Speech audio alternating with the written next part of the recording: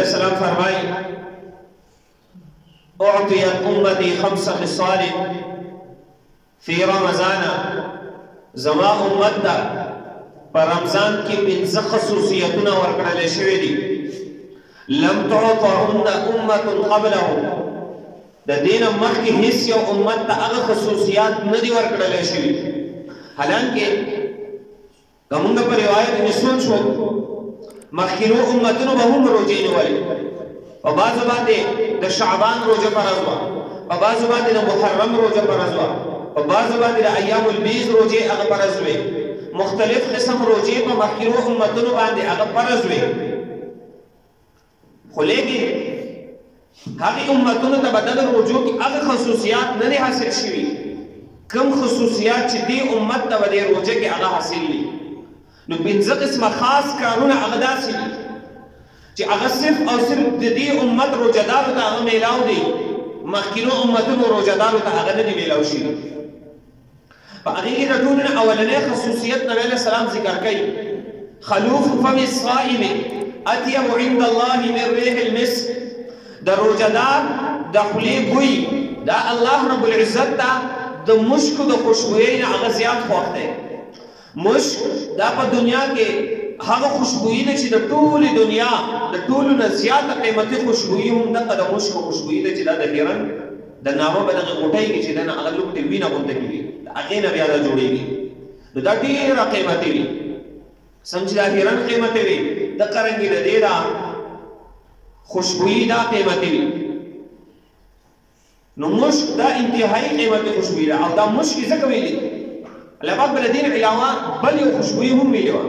خدای زګه ویلي چې زما او ستا په سمجھ کې د مشکو نه اخوا خوشبوئی نه راځي چې د دې نه بل اخوا څخه خوشبوئی نو دا زمونږ د سمجھ دپاره هغه ویلی شوي دي چې ستاسو په سمجھ کې د مشکو نه خوشبوئی راځي دا د دې لپاره هغه ویلی شوي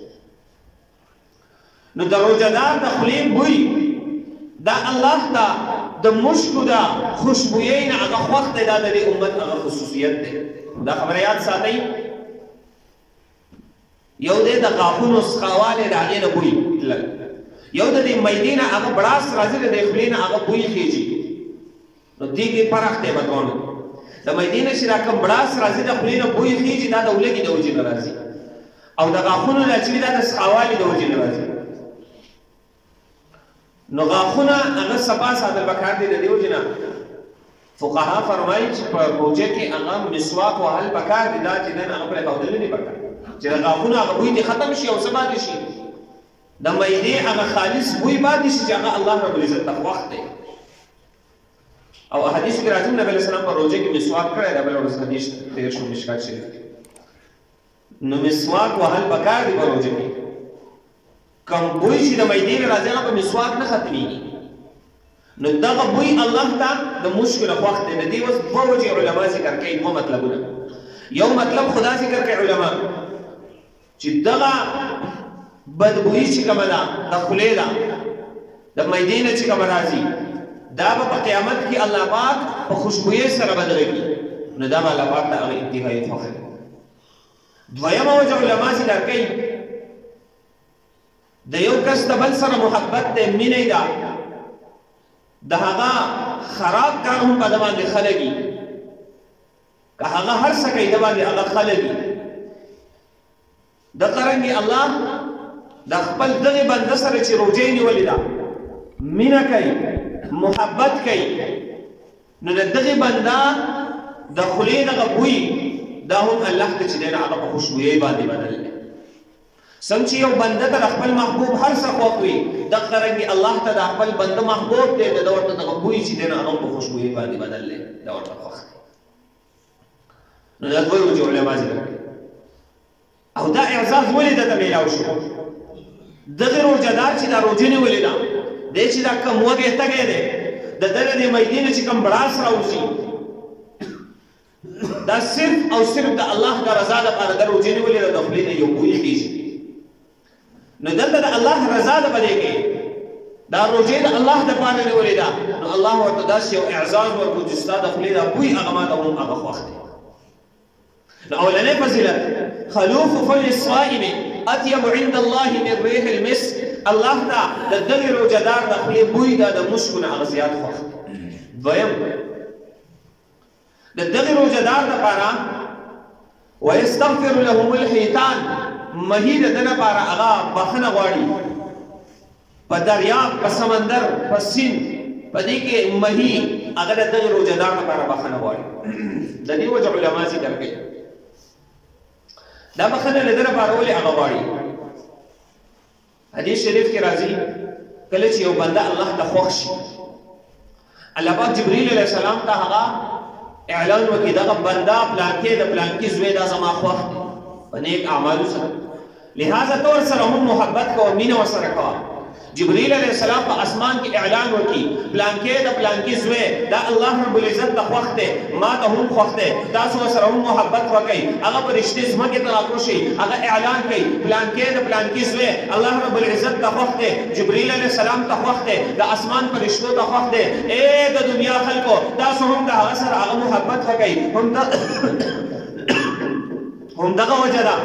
دغه نیکان خلق وي د دې سره الله رب العزت محبت کوي جبرئیل علیہ السلام محبت کوي فرشتي محبت کوي په مقدس مکه انسانان محبت کوي جنات محبت کوي حشرات الارض محبت کوي زناور محبت کوي حتی تر دې په اوبو کې ماهان دي کبان دي هغه ور سره هم محبت کوي بیا چې کله روزه نشي دغه روزدار الله رب العزت ته خوښ بنده دی د کسر دغه ټول مخلوق هغه مینه کوي محبت کوي تر دې د هغې نتیجه دا وګرځي چې دغه مهینې په اوبو کې دا د ده لپاره بخښنه غواړي اوس د ده روژه ده دی اگر که اوده دی لیکن د ده لپاره د بخشش او د استغفار هغه نه ختمېدونکې سلسله هغه جاري ده چې په دغه اوبو کې به څومره ډېر وهې وي دغه ټول د ده لپاره هغه بخښنه غواړي ای الله دغه بنده ته هغه بخشش نصیب کا د ده ګناهونه معاف کړې جنت ته یې هغه بوځې جهنم نه یې هغه خلاص کړې د جهنم نه ورته پناه نصیب کړې دغه مهي زما او ستا دپاره دغه زمونږ د روژهدارو دپاره هغه دعا غواړي درېیم فضیلت نبی علیه السلام ذکر کوي د دغه جنتي لپاره وتزين لهم الجنه د دې لپاره جنت هغه ښایسته کېږي ثم یقول یا الله رب العزت ارشاد فرمایي یوشک عبادي الصالحون ان یلقوا عنهم المؤونه شاید چې دغه نږدې زما د دغه نیکانو خلکو نه هغه مشقت هغه ختم شي د دغه روژهدارو نه د روژې هغه تکلیف چې دی نو هغه ختم شي ویسیر الیک او ای جنته تا ته چې دی نو هغه راشي جنت ته الله رب العزت خطاب کوي نن مې ته ښایسته کړی ستا د ښایستوالي هغه وجه دا ده یولس میاشتې ښایسته شوی وجه دا ده دغه زما روژهدار دی د دې نه به دغه مشقت تکلیف چې دی نو هغه ختم شي ویسیر الیک او ای جنته تا ته چې دی نو هغه به راشي نو دغه جنت د سره لپاره ښایسته کېږي هم د دې روژهدار لپاره دا درېیم فضیلت دی د دې مخکې تفصیل هم تېر شو په اوله جمعه باندې نو درېیم فضیلت د نبي علیه السلام د امتي د روژهدار لپاره دا دی چې د ده لپاره جنت هغه ښایسته کېږي او بیا الله رب العزت جنت ته وایي زما دغه بندگان چې روژې نیولې ده د دې نه به دغه تکلیف ختم شي دا ولګتم نه به ختم شي او تا به چې دی نه هغه راشي څلورم فضیلت وتصفد فيه مردة الشیاطین په دغه روژه کې د دې روژهدار فضیلت دا دی چې د ده د وجې نه د ده د دغې روژې د وجې نه شیطانان هغه وتړلی شي مخکې حدیث کې تفسیر تېر شوی و جبرئیل علیه السلام ته الله رب العزت حکم وکړي ځمکې ته لاړ شه شیطانان وتړه دې ته زنځیرونه واچوه سمندر ته یې هغه وغورځوه تر دې چې زما د محبوب د امت پر روژهدارو باندې دې څه سرکشي ونه کړي نو څلورم فضیلت هغه دا دی چې شیطانان هغه وتړلی شي د څه د وجې نه د دغې روژهدار د روژې د وجې نه چې دغه شیطان چېرته کې دغه روژهدار ګمراه نه کړي دغه روژهدار په ګناه باندې اماده نه کړي د ګناه طرف ته چېرته هغه مایله نه شي نو شیطانان هغه وتړلی شي بیا پنځم فضیلت ویغفر له د دغې روژهدارو دپاره په اخرنۍ شپه کې هغه بخشش اعلان کړي نه هغه وشي چې تاسو دا وبخلی شئ نو مخکې هغه تفصیل هم تېر شوی مخکیني حدیث کې اوله جمعه کې چې په هره شپه باندې 10 لاک کسان د هغوی بخشش کېږي بیا چې کله اخر شپې ته ورسي څومره کسان چې په ثابت رمضان کې بخشش شوی د هغه ټولو په جمع بیا نور چې دی نو هغه به اخرنۍ شپه باندې وشي نو د دې بخشش چې دی نو هغه به دغه شپه باندې هغه کېږي د دغه روژهدارو نو دا 5 فضیلتونه دا 5 خصوصیات دا هغه دی چې نبی علیه السلام ذکر کړی او دا صرف او صرف د دې امت د روژهدارو دپاره دي مخکې خلکو روژې نیولې دي خو د هغو دپاره دا فضیلتونه هغه نه وو چې هر کله زما استاد دپاره دومره اهتمام کې فضیلتونه دي پکار دی چې موږ هم سره سره اهتمام وکړو یوازې دا نه چې د روژه ماتي اهتمام کوو په ترتیب سره چې یاره ښایسته خوراکونه اصل اهتمام هغه دغه دی چې د روژې خیال وساتو په دې کې د هر قسمه ګناه نه ځان وساتو دا یوه میاشت بالکل په پال کې هغه تېره کړو داسې په پال کې تېره کړو چې یو سړی اپریشن وکړي او ډاکټر ورته وایي د کټ نه به خپه نه کوځې ته به ښه صحیح پال وکړې نو تا ته به زر صحت میلاو شي دغه کس یوه میاشت ښه صحیح پال وکړي دی ګرځي راګرځي نو د خوراک پال هم صحیح وي د خبرو اترو پال هم صحیح وي د ګرځېدو نه هم پال وي نو دغه صحیح شفا چې دی نه هغه نصیب شي دغه رنګې دا یوه میاشت ده دا زمونږ د پال میاشت ده په دې کې مونږ پال چې دی نه هغه د فضولو خبرو نه وکړو په دې کې مونږ پال هغه د حرام خوراکونو نه وکړو په دې کې مونږ پال د مشتبه خوراکونو نه وکړو په دې کې مونږ پال د غیبت چغلۍ دروغ دوکا د دې نه مونږ پال وکړو په دې کې مونږ پال وکړو د مسلمان ته د تکلیف رسولو نه په دې کې مونږ پال وکړو د رشتہ دار سره د تعلق پرې کولو نه د دې ګناهونو نه چې کله مونږ پال وکړو په دې یوه میاشت کې